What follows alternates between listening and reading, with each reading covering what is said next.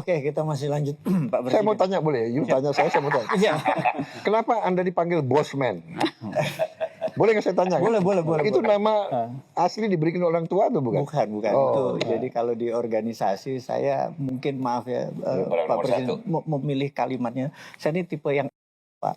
Jadi kalau neken, maaf, terlalu neken saja. Oh, gitu ya. Jadi ya. Jadi ya dipanggil itu, Bosman Jadi, oleh anak buah. oleh anak buah. Tapi Oke, itu dulu Pak, itu dulu. Akhirnya sekarang ke bawah-bawah gitu. Silakan Oke, Pak.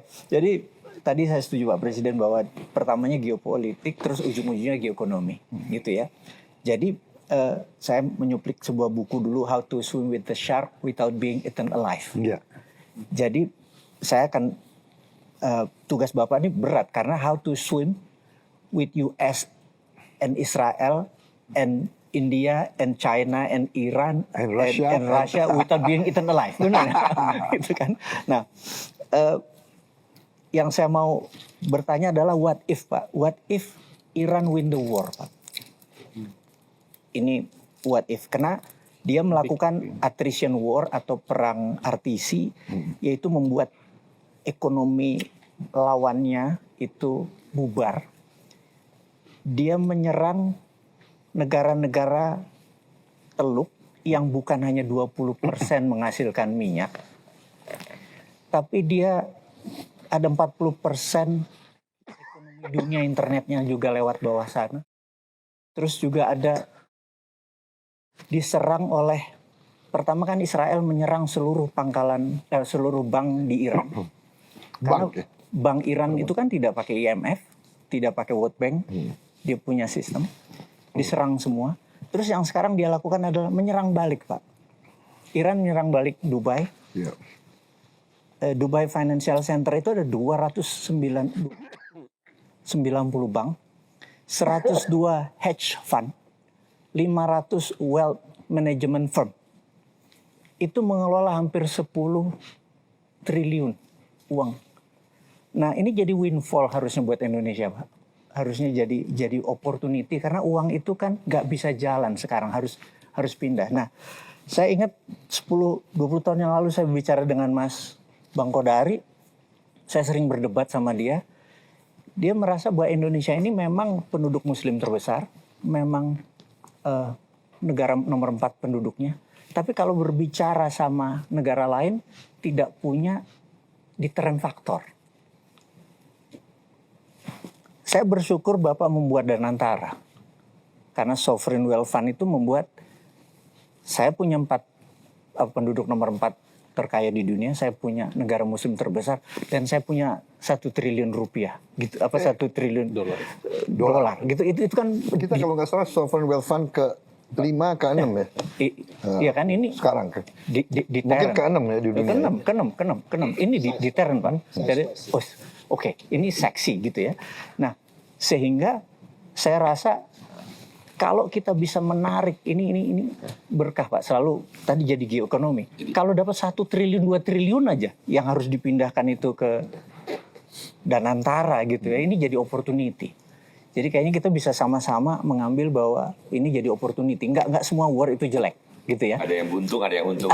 Ada untung. Nah, jadi pertanyaan saya adalah tadi tugas Bapak berat karena harus swim dengan tadi. Terus yang kedua adalah what if Iran win the war Pak? Gitu. Terus apa opportunity yang kita bisa lakukan untuk Danantara ini sebagai SWF kita menjadi number 1 kalau perlu Pak di dunia Pak? Berarti 2 pertanyaan. Ya, kalau saya ini orang yang sangat realistis dan saya walaupun saya selalu ingin optimistis, tapi saya tidak mau terlalu berharap.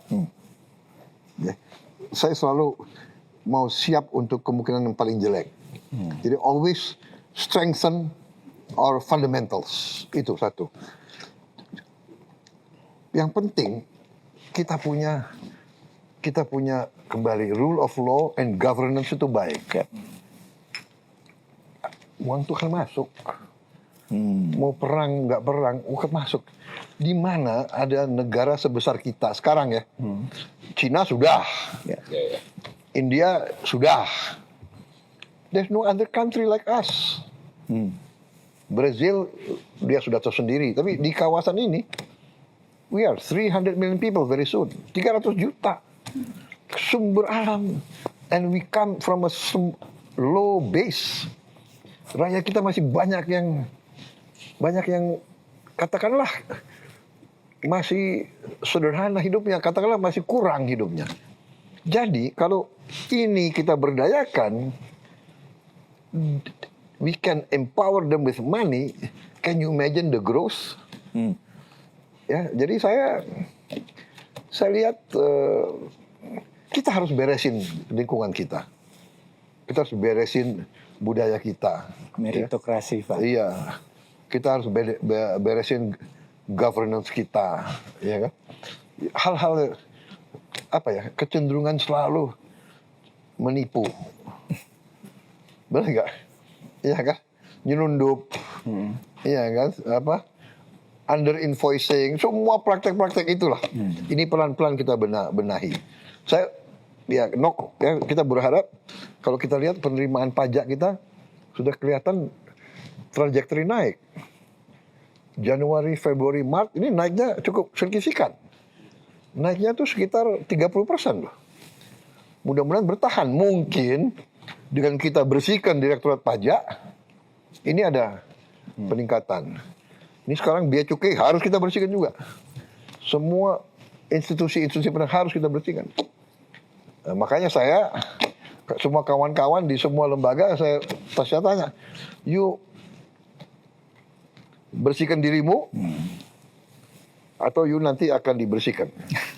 Ya. Dan saya lihat beberapa menteri saya sudah udah mulai, benar nggak?